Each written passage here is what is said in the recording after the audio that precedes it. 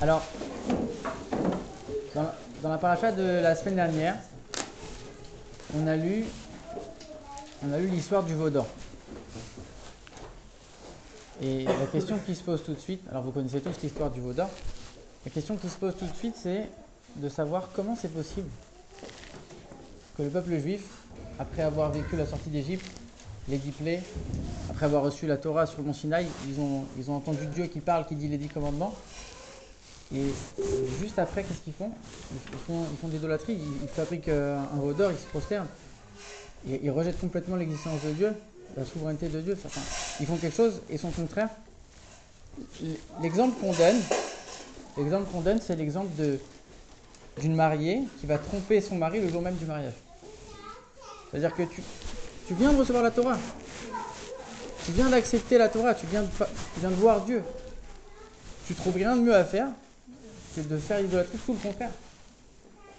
Justement, cette génération qui a tout vu, ils ont fait une chose aussi grave. Alors comment c'est possible? Est-ce que quelqu'un a une idée? Est-ce que quelqu'un a une réponse? Il y avait la partie, l'idolâtrie était vraiment très très présente. Il y avait le vice entre guillemets de l'idolâtrie, il était vraiment présent partout et c'est bien plus important que ce qu'on peut imaginer aujourd'hui. Exact. Voilà. Il y avait beaucoup d'Égyptiens aussi qui sont sortis avec Exact et qui aussi. ont perverti tous les juifs en mode voilà. C'est vrai. Puis l'attente, le fait de pas d'être dans le flou. L'attente a duré 6 heures. 6 heures en fait c'est très peu pour se mettre à... Oui mais eux ils savaient quand... Ils ont commencé le veau d'or 6 heures avant qu'il arrive. Ouais. Ils sont trompés dans le compte. Aussi, hein, Quoi? c'était pour occuper aussi le peuple hébreu pour leur trouver une occupation le temps que les oreilles faire un inquiétude aussi. Non, c'est parce qu'ils pensaient que Moshe allait pas revenir. Bah, y en a pas qui disent que dans les prêts justement c'était exprès pour faire attendre le temps que Moshe arrive. Non, ils pensaient qu'il allait plus jamais revenir. Oui, voilà, Ouais, exactement. c'est ça, dans ce sens-là. Justement, en faisant semblant de traîner pour ne pas le faire. Oui, voilà, exactement. Voilà. La question c'est comment eux ils ont voulu le faire. Ah, ok. Alors, là, Quand ils le faisaient, ils n'étaient pas dans cette optique-là de faire de l'idolâtrie. Eux, ils jouaient une figure de Dieu. ça c'est une très très bonne réponse.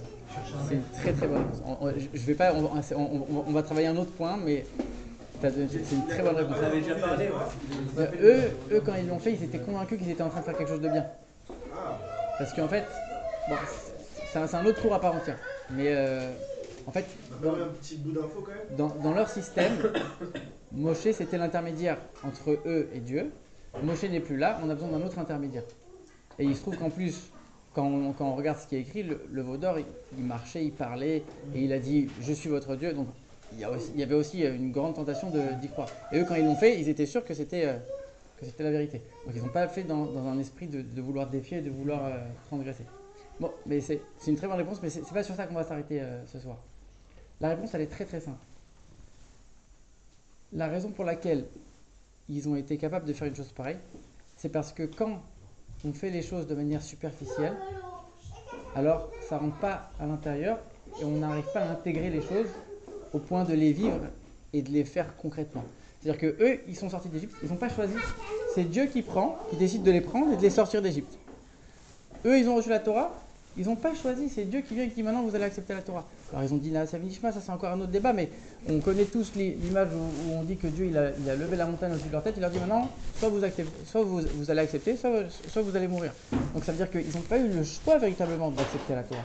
Ça veut dire que, alors l'image aussi qu'on donne, c'est qu'après avoir vécu tant de miracles, ils étaient tellement reconnaissants envers Dieu qu'ils ne pouvaient pas dire non à une chose pareille. C'est-à-dire qu'en fait ils étaient forcés. Quelque chose que tu acceptes quand tu es forcé, ça ne rentre pas à l'intérieur. C'est quelque chose qui va glisser sur toi. Tu ne vas pas faire les choses parce que c'est ton initiative personnelle, parce que tu t'es investi à l'intérieur. Tu vas les faire parce que tu as été forcé, parce que c'est la norme sociale qui l'impose, parce que c'est lui qui m'a dit de le faire, parce que... À chaque fois, il y a des raisons extérieures qui vont te forcer à faire quelque chose. La chose, elle n'est pas intégrée à l'intérieur de toi. Et ça, on le voit quand? Là, on sort de Purim, on le voit à Purim.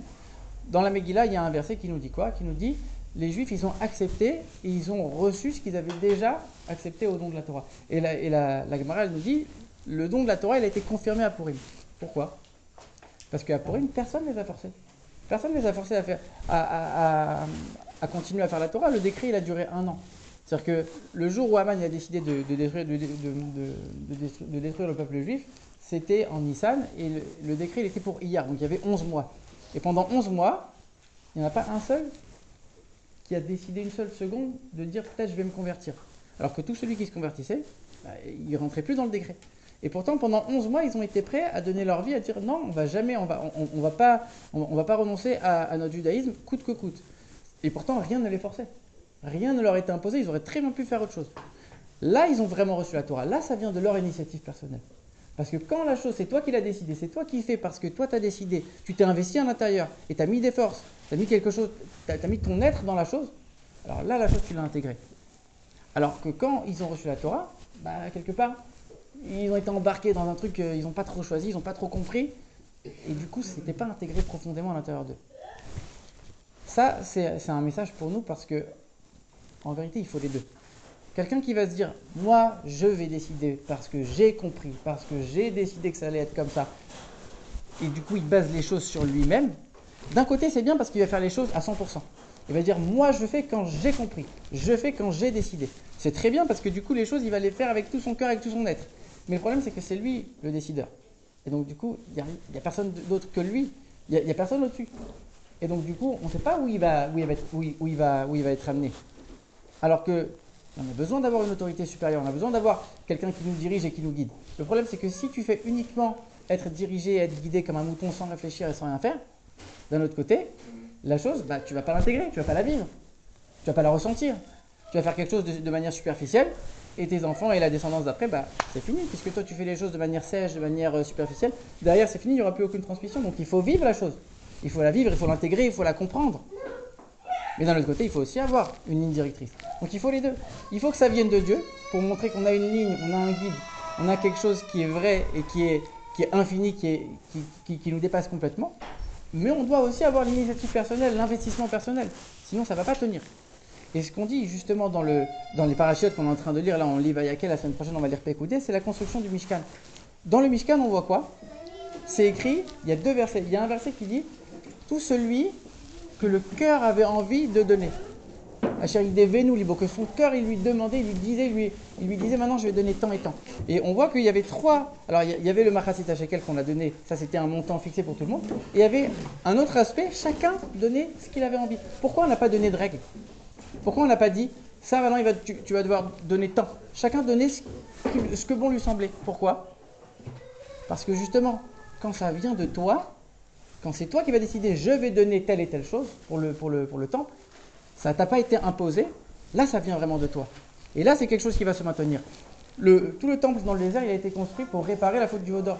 Cette faute qui a été commise justement parce que c'était superficiel, ils n'avaient pas intégré les choses, ils vont la réparer avec quelque chose dans lequel ils vont s'investir à 100%.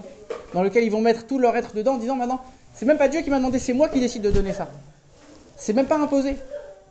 Et on dit que c'est les femmes justement qui ont accepté la Torah en premier, à qui a été donnée la Torah en premier. On dit Daber el Bet Israël, Kodomar Livne Israël. D'abord on parle aux femmes, et ensuite Moshe il a parlé aux hommes.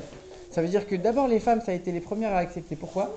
Parce que de manière naturelle, une femme quand tu lui demandes de faire quelque chose, elle va le faire de manière plus large, de manière plus généreuse et sans compter. Alors que l'homme il va faire ce qui est demandé, je vais faire, et pas 1 millimètre de plus. Donc ça justement, cet aspect de s'investir et de faire en sorte que les choses vont nous pénétrer et vont nous imprégner, ça parle beaucoup plus en général aux femmes, et c'est pour ça qu'il y a un mérite particulier dans cet aspect-là du don de la Torah. Donc voilà, ça c'est un petit peu les parachiotes avec le lien avec Purim, savoir que quand on fait les choses dans la vie, c'est vrai qu'il faut les faire avec tout son cœur, il faut s'investir à 100%, il faut aussi avoir une ligne directrice, essayer de faire le lien et le pont entre les deux. Voilà, ça va, on va monter dans 2 minutes pour le cours là-haut.